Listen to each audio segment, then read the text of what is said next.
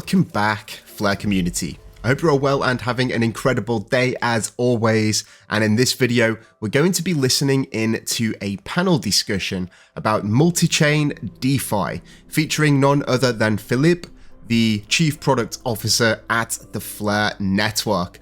This panel consists of 5 different individuals, and they're all going to be talking together about building access across chains, assets, and markets. And with that out of the way, let's jump in. Awesome. So hey guys, really pepped up for this exciting multi-chain DeFi panel. So I think why don't we start with you, Pat? Maybe a quick intro, you, your project, your role in the project, each of you. Yeah. Amazing. Thanks, Sam. Patrick Kearney, running growth and marketing at Relay Protocol. Fast, easy, cross-chain interop effectively, same chain swaps. Really just trying to make the UX on the front end easier for users and also empower, a lot of our different partners, aggregators, chains, etc., to make sure that they are able to have the best kind of interoperability across the space as possible. Hi, Filip, Chief Product Officer at Flare. So Flare is a layer 1 EVM chain, nothing special, except that we try to bridge this final piece of things, which is data, to bring it on chain. And as it turns out, it's not that simple, and the devil's not even in the details, but even at a high level. And that's what we're doing. So making sure that all the technical details of getting whatever data you need are on, and hoping that this works. Hi, I'm Tomer. I lead product at the Stellar Development Foundation. Stellar is an L1 blockchain, been around since 2014, really focused on real-world utility and equitable access. Mark, director at the Peace Data Association, Pith, Universal Price Layer, Oracle, 1,500 price feeds available on 100 chain. Awesome. Nice and sweet. So I think maybe starting from you, Mark, going this way now. So I think each of the people here on the panel, they are focused on data, assets, interoperability, focusing on one of the problems in the chain. So maybe starting with you, what specific problems each of you are trying to solve? So Pith product, it's arguably price feeds for DeFi app. The big problem is developers pick various different chains. You have hundreds of chains now, and how can you, let's say, sell your product, here price feeds, to many different people that use very different technicalities and technical chains, etc. So very much the whole idea we had was to try to make the protocol as generic as possible so that it can be seamlessly used whether off-chain or on-chain. And on-chain, whether you're on an EVM, SVM, MoveVM, ZK chain, arguably you get the same product available to you without even obfuscating all the details. You just get what you want, price feeds updated on your chain. Yeah. Sure. So I think the big thing we're solving at Stellar is the problem of access. So I think that it's easy when you're in Europe or in the US to forget that actually getting in and out of crypto is really difficult around the world. And in order to actually get utility from this technology, in order to grow the pie rather than shift funds around within the pie, we need to make sure that we have a robust set of last mile solutions for people to go in and out of crypto. And so at Stellar, we've been around since 2014. We've really focused on building this global network of interoperable on and off ramps. We call these the anchor network at Stellar. And these allow you to go in and out of crypto in different regions. One of the biggest anchors we have on the network is MoneyGram, that actually allows you to move from USDC on Stellar to cash in your pocket in more than 400,000 agents around the world. So really allowing new people to get into the space. So the main problem we focused on solving is how to make the, let's call them non-smart chains, interoperable. So how to allow XRPL holder to do something in DeFi, how to allow a Bitcoin holder to do something in DeFi. And when we started solving this, it pretty quickly turned out that to properly do this in a really secure and non-custodial way, so that you're sure that A, nobody's holding your funds, and B, there's no government that can take them away or somebody can accidentally lose them, you need to build all these data protocols on top of this. So we kind of found out that with these data protocols, you not only can just bring other non-smart assets to chain, use them in a normal DeFi situation, but you can also empower the existing apps to use crypto in a way that it was always meant to be used. So use crypto to allow people to interact with other things, but bring them Web2 data, bring them something to settle on an insurance, bring them some data about a football game and allow them to make a prediction on top of this. And we really went full deep into this security aspect. So if you're choosing a blockchain, if you want to make sure that things are safe, secure, and you're not trusting anyone, you have to make sure that this whole chain of trust is really as strong as the weakest link, and that the weakest link is properly secured. So this is the solution. This is what we're providing. So Relay, I think, can be boiled down into two terms: speed and ease. I think, your major routes tend to be the cheapest and fastest if you go to relay.link and test it for yourself. But I think on the other hand, there's an undercurrent of reliability where that ease factor, historically bridges run into issues with either RPC providers, liquidity issues, etc. And you could just be kind of dead in the water unless you automatically provide refunds, have a robust support system, things of this nature. And, that surfaces in the front end app that 35 to 40,000 users use daily, but also in partnerships in how we're integrated in OpenSea and making it super easy to cross-chain purchase or mint with one click. And I think continuing to push forward a better UX experience for all users continues to kind of open up this funnel, bring more people into the space, and ultimately, rising tides raise all boats. Awesome. So very interesting, unique problems like each of the platforms is solving. So maybe again, today's multi-chain day, we have so many chains that raises the question of composability, right? So maybe starting with you, Pat, like how you make sure that like for each of you, your infra is composable, works with the differences of the different stacks.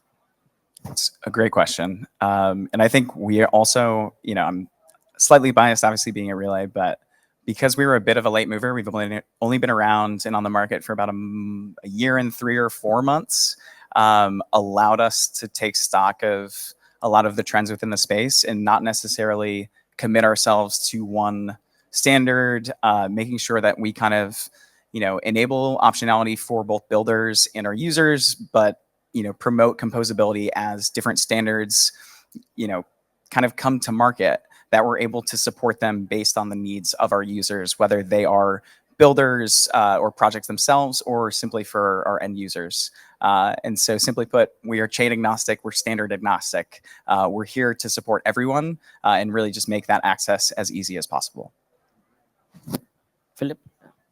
So I came from an engineering background, and a very big problem that you usually have in this is, we can build the best bridge, we can build the best multi-chain hub, we can build the best this thing and that thing. And it's really difficult to get yourself in a position to say no, but things like this already exist. So within the composability space, we pretty much try to adopt as many of existing technologies, existing providers, to make sure that people are used to it, people know how to work with them, and the due diligence is already done. So we've successfully integrated Layer 0, for example, some other bridges, and want to keep our focus just on the core things, even though the engineering team is always, no, but our bridge could do this much, much better. And I think we'll come to this a few more times today. The user experience, the user knowledge of an existing tool and an existing solution to, just to be blunt, to solve this problem of 100 different chains where you can do a bunch of different stuff is a really big one. And further fragmenting this thing can be only more and more problematic. So we try to be really concise in making sure that existing solutions that work, that provide enough capital, that people know how to use them, and have the all existing tooling and great tooling available are used wherever they need to be. And then the rest is making sure that our data can be switched to another chain, but the liquidity can flow through existing liquidity pathways because it's just much more efficient and easy to use. So Like I said, access is kind of like the big value prop of the Stellar network. And last year, we launched our new smart contracts runtime, Soroban. And what we're seeing is that in the Stellar ecosystem, there is this thriving use case of basically kind of like cash to DeFi, where you can, in the kind of like the same wallet, move all the way from like cash in your pocket all the way to a position in a DeFi protocol. And what we're seeing is that this is slowly becoming more and more reality in the cross-chain universe as well. And so our contribution to this is basically, we're trying not to be Stellar maxis in the sense that it doesn't matter if you're a Solana wallet or if you're an Ethereum wallet. We're happy to help you integrate these access ramps, become, have your wallet become like a multi-chain hub. And we're seeing this happen. For example, there's one wallet in the Solana ecosystem, Decaf, that added support for Stellar in order to get access to the MoneyGram integration, and we're seeing them more and more active in Stellar. And I see this across the ecosystem. So whenever a wallet is looking for access, adding Stellar is kind of like a go-to, and then suddenly you realize, oh, there's all these other great things that are happening in this ecosystem that I can tap into now that I'm part of it. And so really a lot of it is like in the messaging and being kind of like more welcoming to other ecosystems. Makes sense. From this perspective, I think we mostly rely on shoulders of other people in terms of composability. I think the most exciting thing I've seen recently was from Base end. I think Base now you can launch like chains on top of it, and they enabled. And I mean the OP Superstack is very big onto interrupt between the L2s, and by interrupt it's not just about liquidity, but any type of information that can flow. And in relation to Pyth and Base, now you actually have a protocol that runs its own app chain, Seto on Base. Technically, he could look to get a Pyth deployment on its own app chain, etc. But with Base, with this interrupt, he can actually read data or like update data on Base, then read it on its own L3. So overall, like on the Pyth perspective, we've mostly like we have the other people doing the hard job. We just try to care on optimize, like in composability, like Pyth-wise, you'll have the same product regardless of the chain. So it's composable in this sense, but we don't have the hardest job with composability. It's all around bridge liquidity, DEX liquidity. That's arguably a nightmare. And things like OP interrupt, I think, is the way forward in improving the UX and everything. Yep. And maybe from composability, kind of switching to more parameters, usually like, again, there is always kind of like a trade-off between like trust, security, permission, being permissionless, and the UX. So like maybe starting again with you, how do you guys balance, each one of you, these multiple parameters, speed, permission-led trust versus user experience? Are there trade-offs like which you have to give up? Oh, there's definitely trade-off. I mean, anything you do, you will have tons of trade-offs. So I mentioned even before, Pyth is permissionless to integrate. You pay as you go. You pay as you, let's say, update a price on chain. I mean, and we actually found this 6 months ago, a year ago, when you're like, okay, let's like start increasing the fees. Like the Oracle, the data publisher need to be more profitable. The problem is, let's say, two users of Pyth. One is a derivatives exchange on chain, the other is a money market. The derivatives exchange, assuming it's successful, will make hundreds of thousands of revenue of fees per day. The board ending, very little. And the problem we've seen, especially with Pyth, is we cannot discriminate pricing to these two guys because it's fully permissionless, fully established on chain. So we could actually have this perp DEX pay $10 of fees every time you use Pyth, and he would be able to sustain this, while the money market would just say, yeah, it's too expensive. I don't get that much value from the protocol. So arguably, being fully permissionless, fully on-chain is kind of one pitfall we've seen with Pyth. We'll suggest ways on how to resolve this. So stay tuned and look at the DAO forum.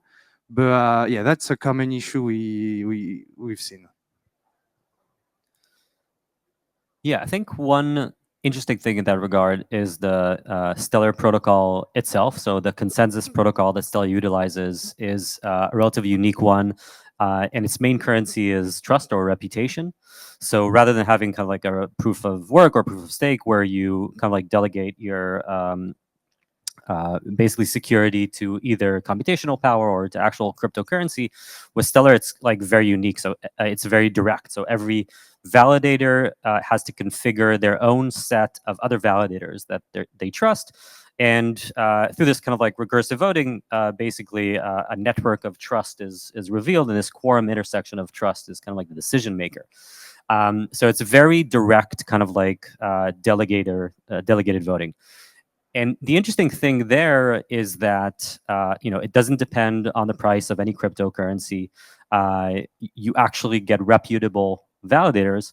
And I think there's been a lot of chatter recently on proof of stake and its faults, and a lot of people have been realizing there's this awakening that when proof of stake actually works, like in the Ethereum case, for example, then basically you just get this very complex way to choose like delegated validators, right? You look at the main validators, it's Coinbase, Binance, Lido. It's basically these very reputable ecosystem members.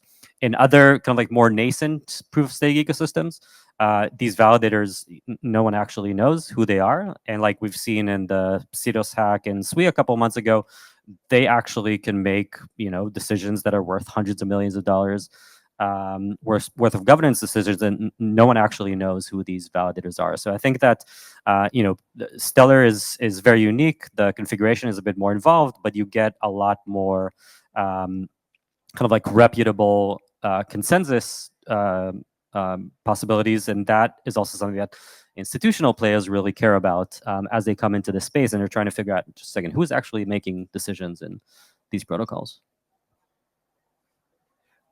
I kind of have to agree here. So at the end, safety is always social.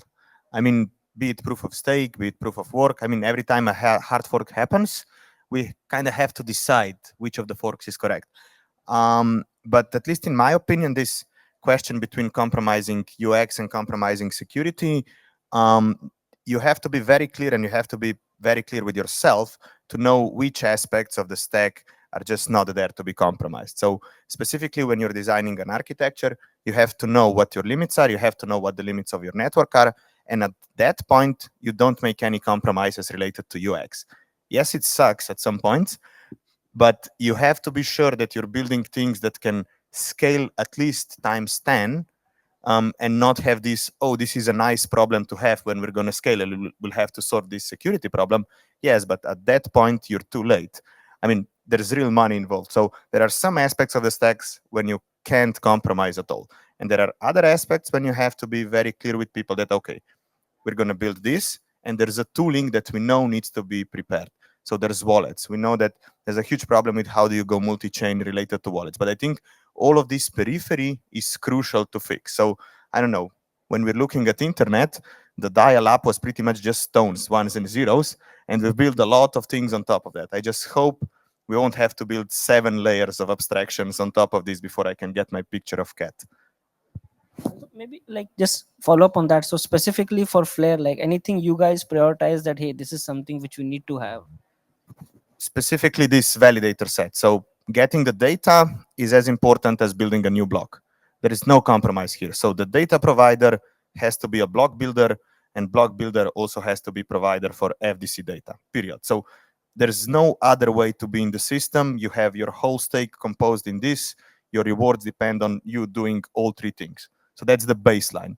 Yeah, that means that onboarding validators is difficult. That means that there's some cost associated with this. That means that there's an engineering work to be done. But if you don't have this foundation, anything else you build on top of this can be shaky. So this is the thing that we explicitly did not compromise on, and we make sure that this works. Yeah, it poses some problems and so on, but you have to be clear that this is the building block. That's it. Yeah. So I think to go back to the speed and kind of ease conversation, not to, continue diving deep on it, but API side for builders, make it super easy to, permissionlessly integrate an API that gives you access to 87 different blockchains, thousands of tokens, and all of our liquidity. And then on the builder side, no KYC, or on the rather retail side, no KYC, super, super easy intent-based bridging, which means you're also kind of taking a different approach at the security layer.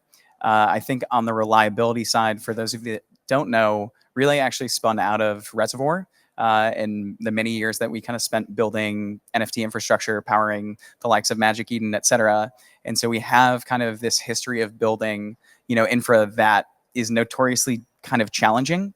And on any given day, our capital efficiency is somewhere between a 5 to 7 to 1 ratio, which means we just have to approach things differently, I think, in order to kind of support the multitude of chains, partners, and users that we see on the front end. And so, I think that historical nature, being a late mover and taking a different architectural approach has enabled us to be very, very, performant across the board. It is worth mentioning. Like, I think Pat's perspective is really interesting because it's, I think, these like intent-based bridges have basically completely taken over the space, like you said, because it's kind of like, definitely the user experience is better, cheaper, faster.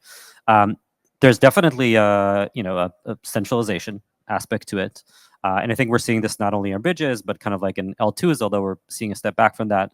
So I guess my question to you, Pat, is like, do you think this is sustainable, and are we gonna keep seeing this kind of like, give up a bit on decentralization in favor of user experience? It's a great question, and I'm so glad you asked. In approximately 2.5 weeks, I am happy to say, and 2 weeks is obviously a classic joke within our space, but like literally within 2.5 weeks to 3 weeks, we will decentralize our solver network and bring in a new model. And I fully agree that we're hitting a limit. Like, although we are incredibly capital efficient, it still does, create barriers for us in certain aspects. And, to be honest, I've wanted to go and support Stellar for a long time. And I think this is the path to get there.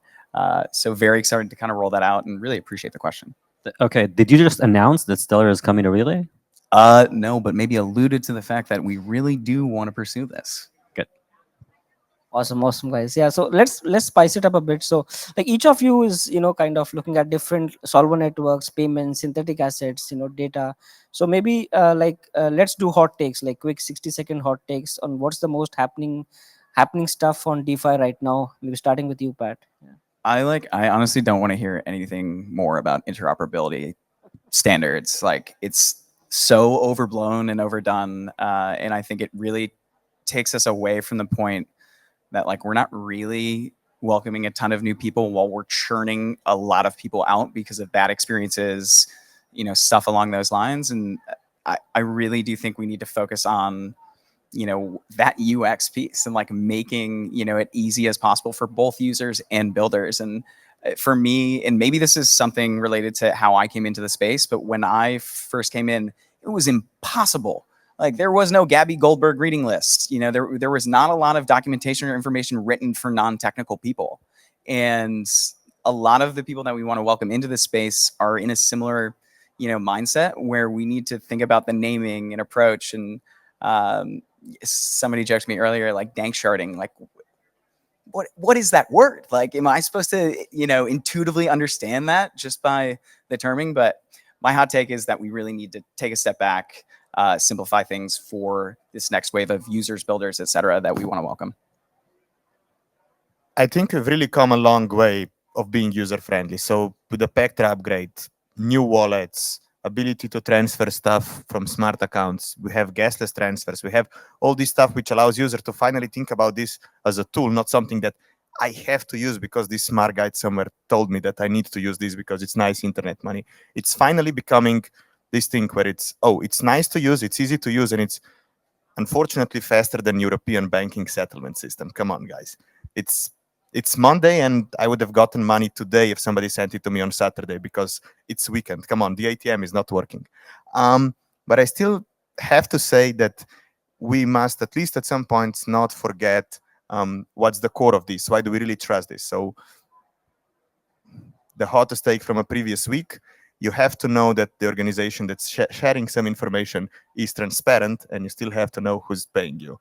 So, and I think blockchains really have to work a bit more on this, on making sure that there's transparency on what's happening, but also there's transparency on why we're doing stuff. And transparency is very clear here. We're doing stuff to make things easier for people, to allow them to do more. And yeah, we need to make sure that things work and that they're easy to use for my grandmother. I think that in our ecosystem, we tend to talk a lot about trustless systems. And I think trustless is a lie that we tell ourselves and we tell others. And we should really be clear about the fact that, that we're dealing with trust minimized systems. And, following on this previous thread, like different systems have different trust minimization properties. And we need to be very clear about this. TradFi institutions coming into this space, you tell them that these are trustless systems, they grab their head and they don't know what to do with themselves. And so, let's just be clear about this. Let's actually say who you're trusting, even if sometimes it's like an inconvenient truth, and remove this kind of like semantics from our universe. Yeah, I kind of agree with all this. Like, sadly, at least according to me, we're going to have DeFi kind of rebranding into on-fi or just finance, whereby, I mean, do I know how Swift works? I don't. You still use your bank accounts. Most people don't care about it, don't understand it, wouldn't understand it. I wouldn't.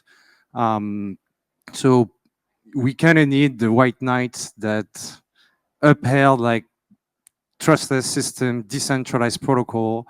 But sadly, it's not performant enough so that you have those bringing more on-fi, just finance on-chain, like better product or more optimized product. And so pretty much you kind of, we're just currently, I feel, rebuilding maybe a bit better, but the TradFi world on-chain. It already adds some nice perks like transparency, accountability, maybe not, but at least you can see what happens. I wouldn't be shocked that over time you get NASDAQ to like all these trades to be done on chain. Like it will be their own US government chain, whatnot, but just so that it's not a black box anymore. But so I think, yeah, we're gonna lose DeFi, the cyberpunk ethos a bit, to, I guess, get more people on chain, get more value on chain, and sadly we'll see the biggest change soon will be centralized and permission chain. Yeah. And I know I wouldn't say so. I think, sure, we're in early stages, but the first computers were punching cards. The first computers were slow. The thing that got us to the moon is less powerful than my watch. I mean, there's still a way to go, and we're seeing much happening in this industry. I think, sure, we'll have to go to specialized things, maybe to a bit more centralized chains. But I mean, even if you look, I don't know, a few years back with what the performance of Ethereum was, it was, okay, nobody's going to ever do anything on this. Well, we've come 3 years later and things are happening. So yeah, I think there's still a way, there's still development to be done, but it's much better. And we know that technology has always just progressed. good. And I know, Pat, you mentioned taking maybe a step back from interoperability, but that's going to be my next question. Like, because so maybe starting from you, Mark, like how for each of you, how do you plan to bring different users, devs from different ecosystems, to make each of your products, platforms, like really designed to be interoperable, really designed to be for a multi-chain experience? So, I'll try to answer in two parts. First one, actually, it's more, we have to not, and I think what Pat said, we don't have to overload, oh yeah, this is my wormhole VA, like you don't care. We should, like nowadays, like we try to better our our docs, our developer experience with Pith. And actually you just have to copy the Web2 stuff. Like go on Stripe, they have the best docs. Do they talk to you about anything very technical? No, you can launch integrated from their docs. So I think even before going to a protocol developer around, all right, this is the Pith proof that you verify here, it's to give them a very similar like environment that they already do in their company. Like whether I ping Bloomberg terminal, I'll be pinging Pith price feed endpoint, like we have to build for them. Like they're not gonna come. You have to kind of build what they already have. And after, yes, so on this more like interop on chain, so after it goes back to more like how the protocol gets designed. Are you able to ship something so that, like, I have my perp DEX on chain A, B, and C. Can I use my same Oracle provider Pith the same way on chain A, B, and C? So yeah, this falls upon our laps as service providers. So I guess, yeah, just thoughtful design, but don't like make it the dumbest possible. I think that's how you can just achieve good thing. Yeah, and I know we are coming to time. Maybe like quick, short, like 15-20 second things from you, each of you. Yeah. Yeah, just focus on the value proposition. And like I said, for Stellar, it's access, and try to grow the pie rather than bring developers from other ecosystems, because we're just shuffling around the same set of a few hundred developers, and we need to stop doing that. Yeah, like he said, we don't need the million standard. So look, RPC is an API. Here's a piece of code that gives you this. Here's a piece of code that gives you that. And now a Web2 developer can onboard very easily. And we've seen quite good traction when changing our docs to this structure. So it's not you, it's an abstraction layer. Oh, the fun, interesting stuff is happening below, but you need data, 2 lines. Yeah, no notes. No notes. Stripe docs, access, less interop standards, speed, ease. Just make it easy for builders and users. Grow the pie, and we should all win. Yeah, awesome. I think maybe that's a good way to end it. So thanks guys. Thanks for your time. Thank you. So that was the video, guys. Pretty long one, but I thought it was great and definitely worth sharing. Please feel free to like and subscribe if you haven't already. Thank you all so much for watching, and until next time, I'm out. Mission Control, we have liftoff.